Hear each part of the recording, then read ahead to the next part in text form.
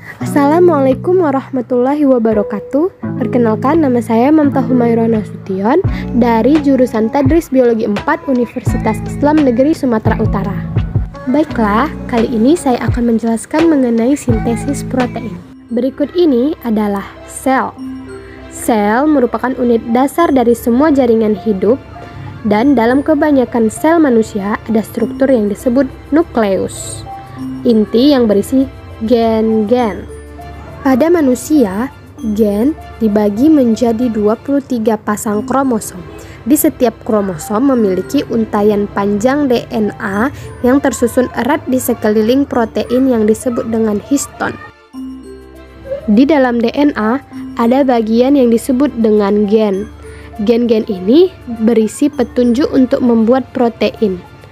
Ketika gen diaktifkan, enzim yang disebut RNA polimerase menempel pada awal gen dan bergerak di sepanjang DNA untuk membuat untaian mRNA dari basa kosong yang ada di dalam nukleus.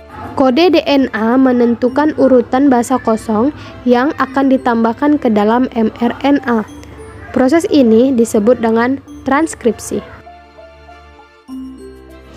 Messenger RNA. Sebelum messenger RNA dapat digunakan sebagai template untuk produksi protein, perlu diproses. Ini melibatkan menghapus dan menambahkan bagian dari RNA. mRNA kemudian bergerak keluar dari inti sel menuju ke bagian sitoplasma. Pabrik protein dalam sitoplasma disebut dengan ribosom yang mengikat mRNA. Ribosom membaca kode mRNA untuk menghasilkan rantai yang terdiri dari asam amino, di mana ada 20 jenis asam amino.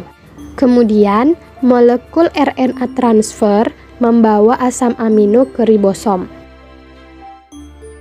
Ketiga basa menyusun mRNA dibaca sekaligus. Ketiga basa dibaca sebuah RNA transfer memberikan asam amino yang sesuai. Hasilnya ditambahkan dan membentuk rantai dari asam amino. Setelah asam amino terakhir telah ditambahkan, rantai asam amino terlipat ke dalam bentuk lini untuk membentuk protein, dan terbentuklah protein. Nah, tujuan sintesis protein ini untuk membentuk protein yang bisa dimanfaatkan oleh tubuh, karena komponen ini penting untuk menyusun tubuh makhluk hidup.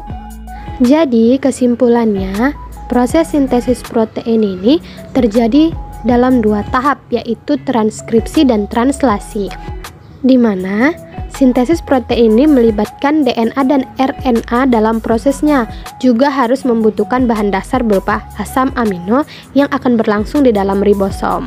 Sekian penjelasan dari saya, terima kasih.